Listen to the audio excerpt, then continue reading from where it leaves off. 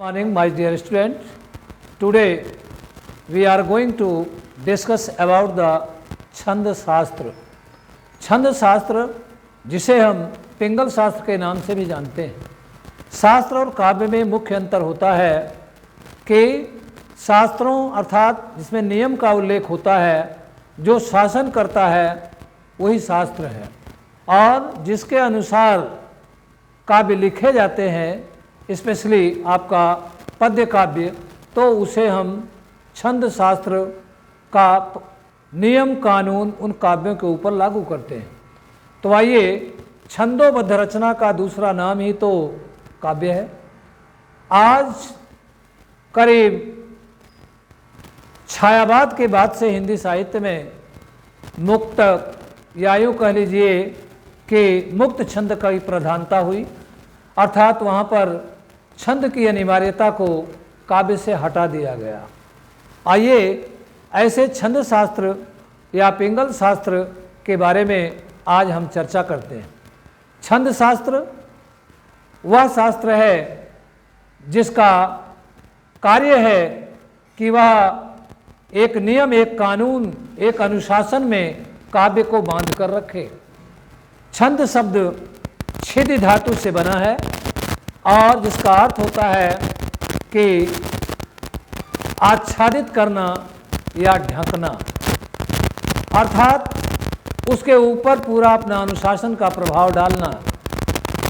जहाँ पर जिन पदों में मात्रा, अक्षरों, उनकी गणना, उनकी संख्या, यति और गति का विधान होता है, उसी को हम छंद के नाम से जानते हैं. हिंदी साहित्य व्याकरण में आपका छंद के 4 भेद माने गए हैं. आप इस डायग्राम के थ्रू देख सकते हैं.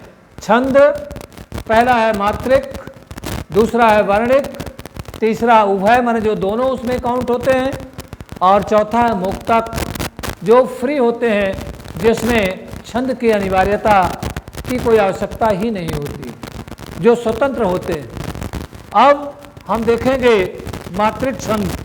मात्रिक छंद को हम अलग अलग 3 भागों में बांट रहे हैं, जहाँ पर मात्राएं गिनी जाती हैं और मात्राओं को गिनकर हम उनका निर्धारण करते हैं कि पहले चरण में, दूसरे चरण में, तीसरे या चौथे में कितनी कितनी मात्राएं हैं, और उसी नियम के आधार पर हम उसकी गणना करते हैं.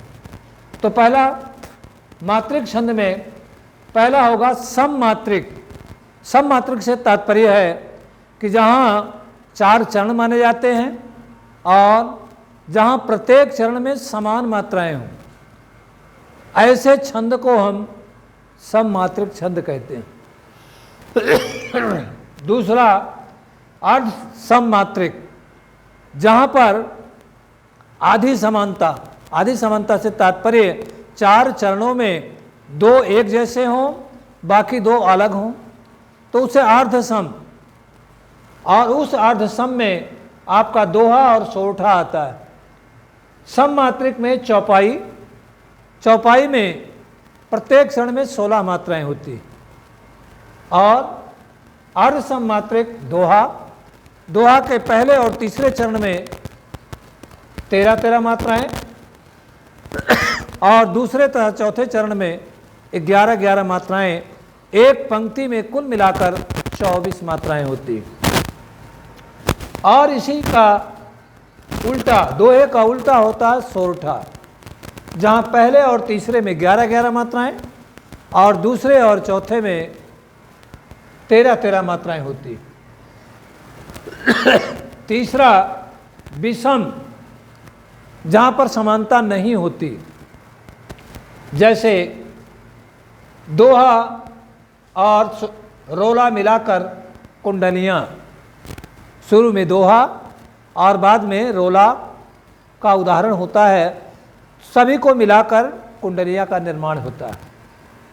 तो इसको समझने के लिए आइए हम आपको बताते हैं.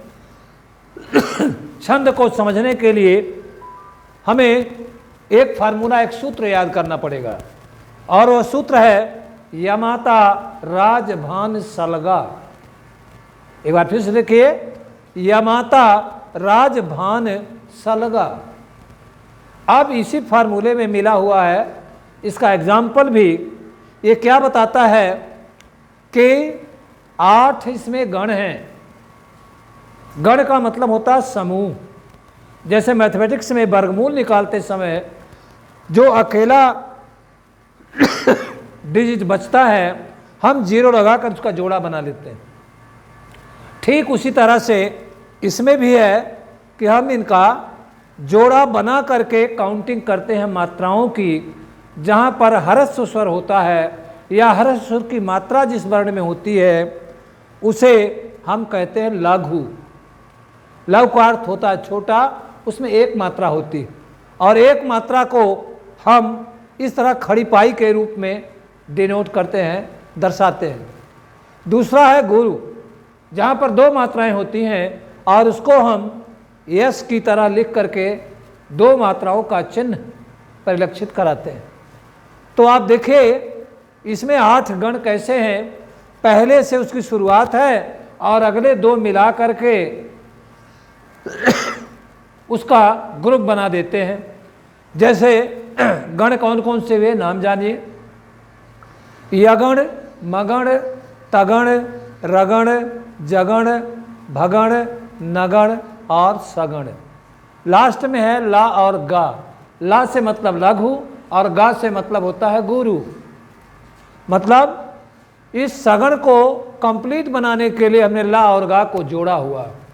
अब इसको अलग अलग करके 8 गणों को हम आपके सामने, यगण, या से बनेगा यगण, माँ से मगण, ता से तगण, रा से रगण और जा से जगण, भा से भगण और ना से नगण, सा से सगण।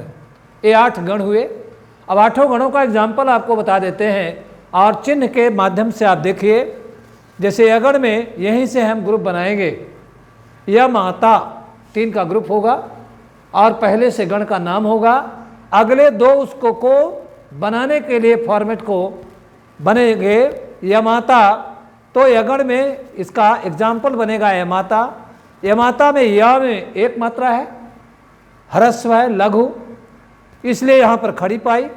माँ में दीर्घ है, इसलिए यहाँ यस की तरह का चिन्ह गुरु का। और ता में भी आ की मात्रा दीर्घ है, इसलिए यहाँ भी 2 मात्राएं काउंट करेंगे तो कुल मिलाकर 4 हो जाएंगे। इसी तरह से आपका मगण का एग्जाम्पल बनेगा मा ता रा। बच्चों यहाँ थोड़ी सी मिस्टेक हो गई थी, ये आप देखिए यहाँ 2 2 4 और 1 5 होगा कैलकुलेशन। 5 मात्राएं होती है और उसी तरह मगण में तीनों दीर्घ है, मा ता रा, तो यहाँ पर 6 बनेगी। माँ में 2, ता में 2 और रा में 2, कुल 6। और तगण में इसका एग्जाम्पल बनेगा ताराज, 2 दीर्घ, ताराज में 2 दीर्घ और 1 लघु, तो 2 2 4 और 1 ये 5 हो गया। फिर उसी तरह रगण का एग्जाम्पल बनेगा, यहाँ फार्मूले से देखें, राजभा। और इसमें बनेगा राजभा में पहला गुरु, दूसरा लघु, तीसरा वो भी गुरु, मिला के यहाँ भी 5 मात्राएं होंगी। इसी तरह जगण का एग्जाम्पल बनेगा जभान। और जभान में पहला लघु, दूसरा दीर्घ और तीसरा लघु, 1 2 और 1, कुल मिलाकर 4 मात्राएं बनती हैं। ऐसे आपका भगण, इसका एग्जाम्पल बनेगा भानस। भानस से हम बनाएंगे 2 1 1, अर्थात कुल मिलाकर के यहाँ पर 4 मात्राएं हो जाएंगी। तो ये हो गया आपका भगन भानस, भगण का उदाहरण। अगला नगण में आप देखेंगे ना सा ल, तीनों लघु हैं और तीनों लघु होने के नाते इसमें 3 मात्राएं हैं। सगण में सा ला गा, शुरू के 2 जो हैं लघु हैं और बाद गा वो है आपका दीर्घ, तो कुल मिला के 4 मात्राएं होंगी। तो इस तरह से हमने देखा कि इस फार्मूले के अनुसार हम किस तरह से मात्राओं की गिनती उदाहरणों में करते हैं। आइए आपको एक एग्जाम्पल का पहली लाइन जिसमें 2 चरण हम आपको मात्रा लगा करके सिद्ध करेंगे कि हाँ चौपाई जो इसका पहला भेद हमने लिखा है मात्रिक छंद में पहला, उसका हम देखेंगे। यथा पंख बिनु खग अति दीना, मणि बिनु फण करिवर करहीना। ये आपका रामायण से लिया गया, रामचरितमानस से, और हम इसमें आपको मात्राएं लगाते हैं और किस तरह से गणों को हम नीचे लिखते जाएंगे।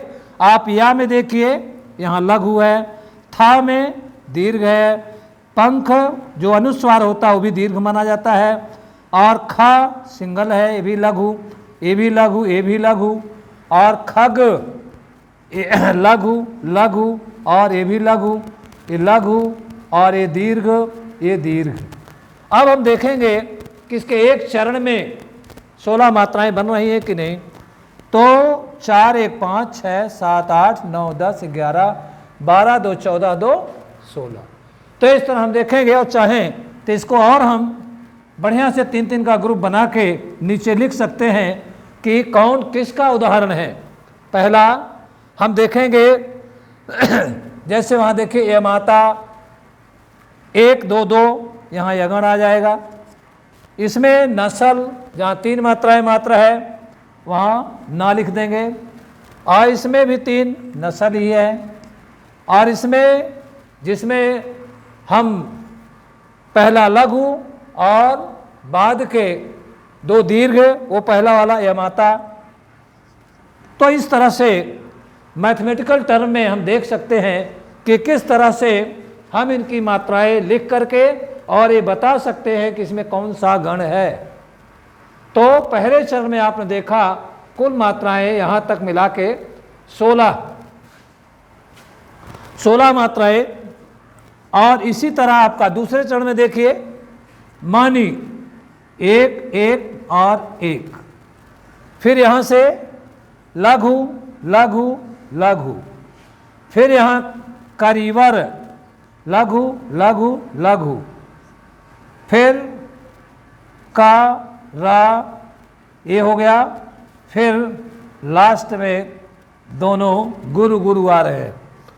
तो अब इसका देखिए 3 3 6 3 9 3 12 12 तो 4 16 मात्राएं यहाँ भी हो गई।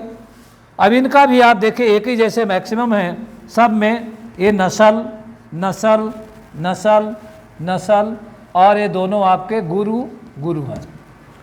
इस तरह आपने देखा जो सब मात्रिक छंद है चौपाई, उसके पहले और दूसरे चरण में, इनमें 4 चरण और चारों चरण में 16-16 मात्राएं होती हैं। हमने 2 का एग्जाम्पल आपके सामने चिन्ह के साथ लिखा और उसमें आपको दर्शाया कि कहाँ पर यगण है, कहाँ पर नगण है और कहाँ पर सगण है, और उनकी काउंटिंग करके आपको बताया कि इस तरह इसकी काउंटिंग की जाती है।